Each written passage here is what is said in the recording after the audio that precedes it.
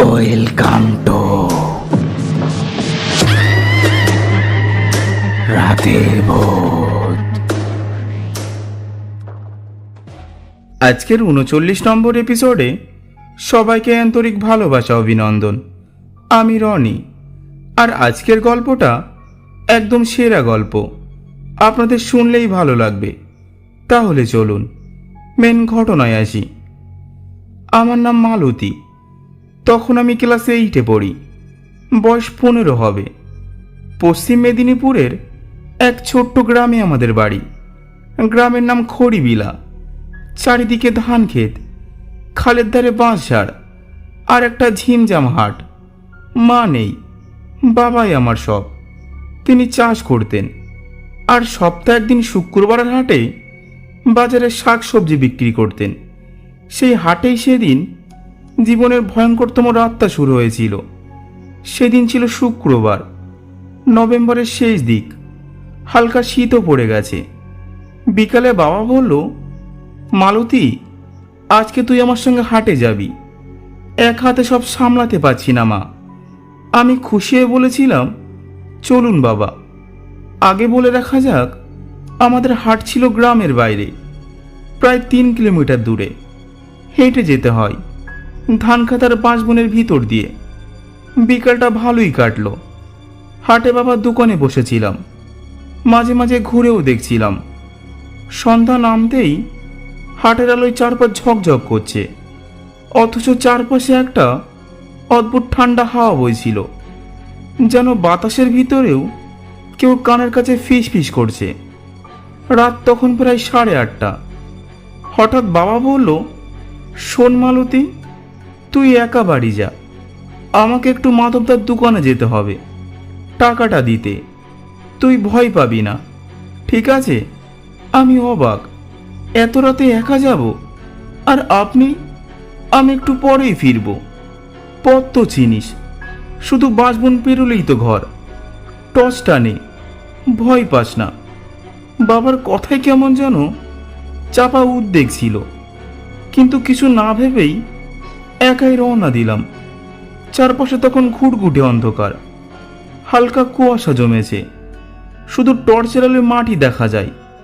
রাস্তার দুপাশে ধান ক্ষেত, মাঝে মাঝে ঝিঝি পোকার ডাকও শোনা যায়। আমি টর্চ হাতে হাঁটছি, একটু একটু কাঁপতে কাঁপতে। বাবার মুখ বারবার মনে পড়ছে। কেন যেন ওনার চোখে একটা ভয় ছিল, যা উনি লুকাতে চাইছিলেন। হাট থেকে প্রায় 8 কিলোমিটার পেরিয়ে গেছি। এবার বাঁশবনের শুরু। এই বাঁশবনটা নিয়েই অনেক গল্প আছে। ছোটবেলায় শুনতাম রাতে নাকি সেখানে ওরা আসে। হঠাৎ কানে এলো, রেনু, দাঁড়া, একটু দাঁড়া না। আমি থমকে গেলাম, চারিদিকে তাকালাম। কেউ নেই, নিঃশব্দ বাতাস, কুয়াশা। আবার শুনলাম, তুই ভুল পথে যাচ্ছিস, ডানে যা। এবার আর দাঁড়ালাম না, বুক ধড়পড় করতে লাগলো। হাঁটতে হাঁটতে দৌড় শুরু করলাম। হঠাৎ বাঁশবনের মোড়ে একজন দাঁড়িয়ে, লাল শাড়ি পরা, মাথার চুলে মুখ ঢাকা, একেবারে চুপ করে। সে এক পা এগিয়ে এসে বলল, ভয় পেয়েছিস? ভয় পেতে নেই, তুই তো আমার মতোই একা। আমি কথা বলতে পারছিলাম না, শুধু দম আটকে গিয়েছিল। আমার পাও নড়ছিল না। টর্চটা হাতে নিয়ে আবার দৌড় শুরু করলাম, কিন্তু বাঁশবনের ভিতরে ঢুকতেই আমার টর্চ নিভে গেল। সেই মুহূর্তটা আমি কোনোদিনও ভুলতে পারি না। নিঃশব্দ, নিঃসাড়, নিস্তব্ধ অন্ধকার। টর্চ আর জ্বলে না, পিছনে তাকাতেও পারছি না। শুধু শুনতে পাচ্ছিলাম পা টানা শব্দ, পাতার খসখস, আর ফিসফিস করে কেউ বলছে, তুই আমার মতোই, তুই আমার মতোই। আমি জানি আমি আর একা না। আমি দৌড়াচ্ছি, কিন্তু পা যেন হাঁটতে চাইছে না। বাঁশবনের ভিতর পথ হারিয়ে ফেলেছি। হঠাৎ দেখি বাঁদিকে আলো জ্বলছে, একটা পুরনো ঘর। আগে তো এখানে কিছুই ছিল না। আমি সে আলো দেখেই সেদিকে ছুটলাম। ঘরের কাছে পৌঁছিয়ে দেখি দরজাটা একটু আধ খোলা।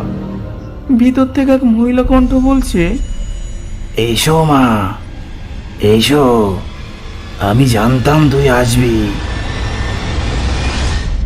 আমি দরজা ঠেলে ভিতরে ঢুকলাম। ভিতরে পুরনো কাঠের মেঝে, দেওয়ালে কুয়াশা জমে আছে, একটা লাল আলো ভেসে আছে পুরো ঘর।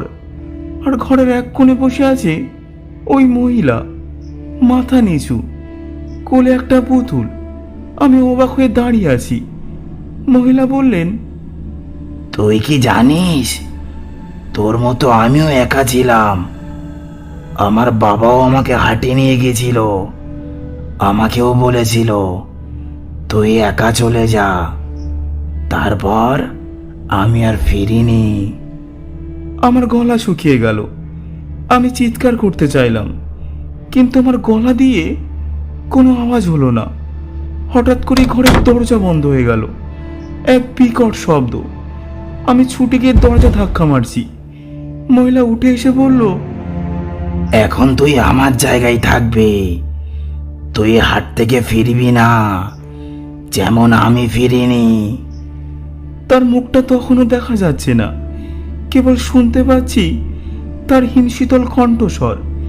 এরপর পিছনে তাকিয়ে দেখি ঘরের মেঝেতে ছড়িয়ে ছিটিয়ে আছে মেয়েদের চুল, রুমাল, স্যান্ডেল, যেন আরো অনেকে এসেছিল, আর কেউ ফেরেনি।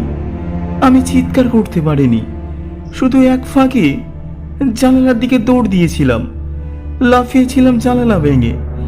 কাটা গায়ে রক্ত ঝরছিল। পিছনে তাকাতে সাহস হয়নি। শুধু একটা আওয়াজ বারবার আমার কানে বাজছিল, তুইও ফিরবি না মালতী, কেউ ফেরে না। তার প্রতিটা শব্দ যেন আমার মগজে আগুন জ্বালিয়ে দিচ্ছিল। আমার হৃদয় স্পন্দন যেন থেমে গেছে। আমি বুঝতে পারছিলাম ওরা পিছু নিয়েছে, ওরা আমার পিছনে আছে। বাতাস বইছে, বাচ্চা দোল খাচ্ছে, আর জোরে জোরে আওয়াজ করছে, আসছি, আসছি, ফিরে যাবি না। আমি চিৎকার দিতে চাইছিলাম, কিন্তু আমার গলায় আওয়াজ ছিল না। আমি তখন বুঝলাম এটা স্বাভাবিক কিছু নয়। এই ভূতগুলো আমার পিছু ছাড়বে না। আমি তাদের দুনিয়ায় বন্দি হয়ে গেছি। বাড়ির সামনে এসে দরজা খুলতেই দেখি বাবা বসে আছেন। আমি ছুটে গিয়ে বাবার হাত ধরলাম, কিন্তু তিনি অদ্ভুতভাবে বললেন, তুই কোথায় ছিলি? আমি অনেক আগেই বাড়ি এসেছি। আমি থমকে গেলাম। আমি বললাম, বাবা, আপনি তো হাটেই ছিলেন, আমাকে একা বাড়ি পাঠিয়েছিলেন। তিনি মুচকি হাসলেন, মুখটা যেন কেমন অচেনা হয়ে গেছে। না, আমি তো কখনো তোর সঙ্গে হাটে যাইনি। সেই কথাগুলো শুনেই আমি হিম হয়ে গেলাম। বাবার মুখ বদলে গেছে। আমি বুঝলাম ওটা আমার বাবার মুখ ছিল না, ওটা সেই লাল শাড়ি পরা অচেনা মুখ। আমি পালানোর চেষ্টা করলাম, কিন্তু পা যেন জমে গেছে। সে ধীরে ধীরে আমার দিকে এগিয়ে আসছে। তারপর সব অন্ধকারে ঢেকে গেল। মালতীকে সেই রাতের পর কেউ আর তাকে দেখে নাই। কেউ বলে রাতে বাঁশবনে তার চিৎকার শোনা যায়, আর যারা শোনে তারা আর ফিরে আসে না। আপনি যদি কখনো রাতে হাট থেকে একা ফেরেন, মনে রাখবেন পিছনে ওরা থাকে। আজকের কাহিনী এই পর্যন্তই। যদি কাহিনী ভালো লাগে তাহলে অবশ্যই লাইক করে কমেন্টে জানান, আর আমাদের চ্যানেলটা সাবস্ক্রাইব করতে মোটেও ভুলবেন না। আর একটা কথা, আপনি যদি আপনার জীবনে ঘটে যাওয়া বা অন্য কারোর মুখ থেকে শোনা সত্যি ঘটনা আমাকে পাঠাতে চান, তাহলে আমার ভিডিও ডেসক্রিপশনে আমার জিমেল দেওয়া আছে, ওখানে পাঠাতে পারেন। ধন্যবাদ।